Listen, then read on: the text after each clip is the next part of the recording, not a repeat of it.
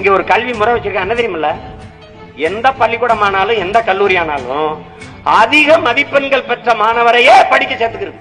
இப்படி உலகத்துல எங்கேயாவது ஒரு முட்டாள்தனமான கல்வி முறை எங்கேயாவது இருக்கா பாருங்க. பள்ளி கல்லூரி என்பது படிக்க முடியாத படிக்காத மாணவர்களை படிக்க வைக்கிறதுக்கு தான் பள்ளிக்கூடம்.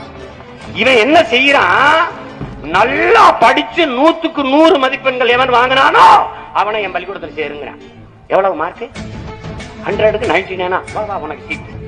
இது எப்படி இருக்குன்னா, நான் டாக்டர், இப்ப என்னை பார்க்க வரும்போது யாருக்கு இந்த கூட்டத்துல நோயே இல்லையோ அவங்க வாங்க நான் பாக்குறேன். எப்படி இருக்கு? ஒரு பைத்தியக்கார டாக்டர் மாதிரி எனக்கு தெரியுது என்னை பார்க்கும்போது.